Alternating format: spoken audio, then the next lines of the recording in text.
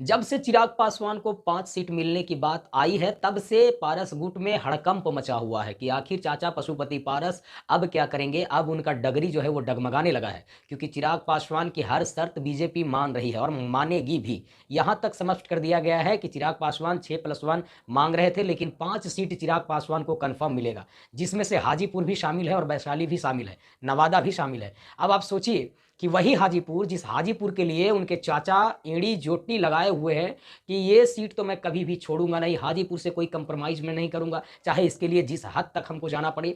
लेकिन जैसे ही चिराग पासवान की मुलाकात बीजेपी के अध्यक्ष जेपी नड्डा साहब से होती है और जैसे ही फोटो आता है, लोग कयास ये लगा लेते हैं कि चिराग पासवान की हर शर्तों पर मंजूरी दे दी गई है।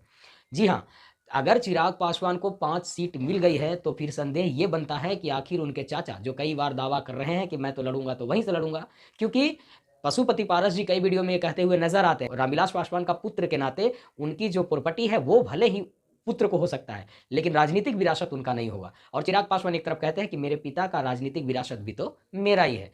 अब तो बीजेपी भी इस बात को मान ली है, और पहले भी ऐसा था, ऐसा नहीं है कि आज ये फर्स्ट टाइम हुआ है। जब से पारस गुट अलग बनाए थे, जब से चिराग पासवान की पार्टी में टूट पड़ी थी, तब से बिहार की जनता एक बात जान रही थी कि अगर पशुपति पारस अगला गुट बना करके तैयार है तो उनके पास वोट नहीं है पासवान समाज का।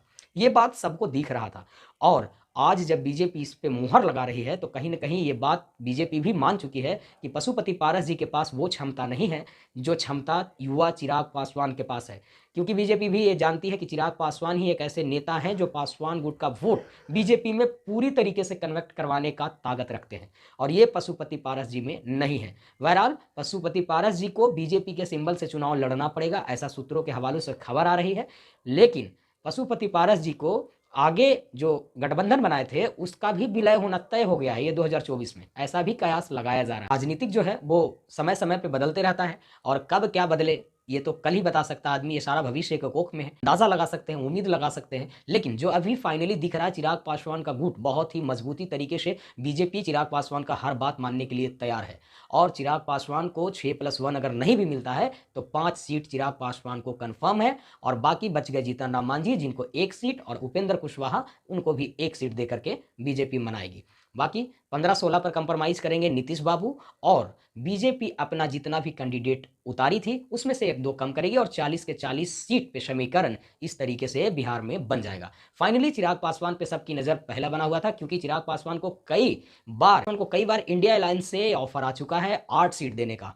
तो कहीं ये भी तो मजबूरी नहीं हो सकता कि बीजेपी एक तरफ देख रही है कि चिराग पासवान को ऑफर पे ऑफर जो विपक्षी पार्टी है वो देते जा रहे हैं, एक तरफ तेजस्वी यादव खुले मन से कहते हैं कि हम तो यहीं रहेंगे, जिनको आना है उनके लिए हम वेलकम करने के लिए तैयार हैं। तो साफ साफ ये कहना तेजस्वी यादव का भी है कि यदि चिराग आते हैं तो हम उनका मोस्ट वेलकम करेंगे। तो आपको क्या लगता है कि बीजेपी के साथ ही चुनाव लड़ेंगे क्योंकि 5 सीट जो है वो कंफर्म हो चुका है, या फिर चिराग पासवान के साथ आगे और रणनीति हो सकता है? क्या लगता है आपको? कमेंट सेक्शन में अपनी सुझाव दीजिए। बाकी आप देख रहे थे टू जेड मंच, मैं था दोस्त आपका मनीष कुमार। चैनल पर पहली बार आए तो सब्सक्राइब कर लीजिए।